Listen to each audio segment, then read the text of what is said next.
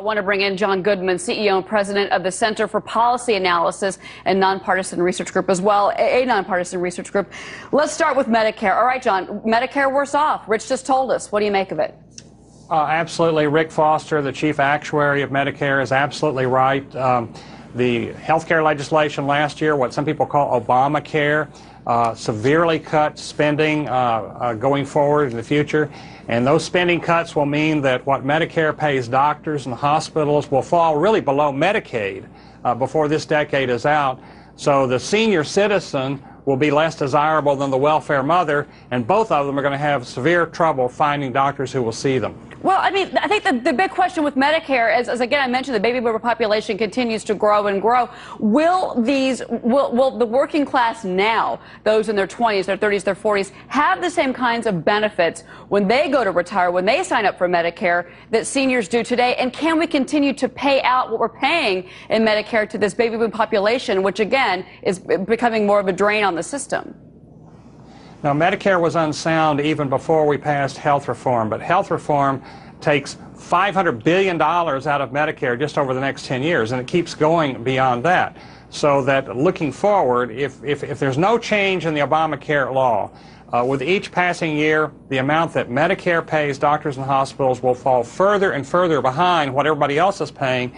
That means a real problem of access to care. You know, Dunstan, 35% of all spending in fiscal 2010 went to Medicare and to Social Security. Nobody wants to see the elderly and the disabled hurt, but these programs aren't working. I know. I love that the report talks about legislative correction. Maybe we should talk about political courage. What it takes is political courage. And one aspect of political courage is to raise, I mean, talking about Social Security.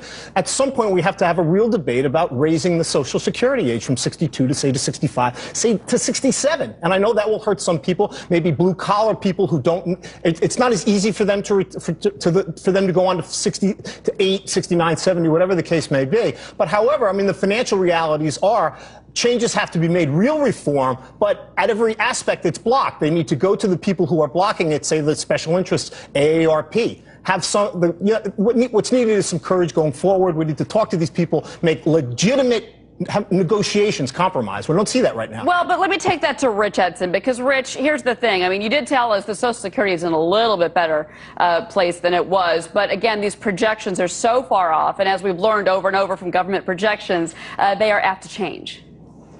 They do, and a lot of it has to do with just the current economy. And then remember, last year's report had given two different dates, 5 years further for Medicare, 1 year further for Social Security, and the bottom line for that is economic projections have gotten worse for the future. And when you have less people working or fewer people working and fewer people paying taxes supporting these programs. What this will do to the political discourse, though, is going to be interesting to see, because you've got the Paul Ryan plan out there. That's the Republican position. It changes the structure of Medicare in 10 years. It basically cuts back on Medicare benefits, and you're going to see Democrats and Republicans take both sides of this issue. Cheryl? All right, Rich Edson and, of course, John Goodman, thanks to both of you for weighing in on this breaking news out of Washington.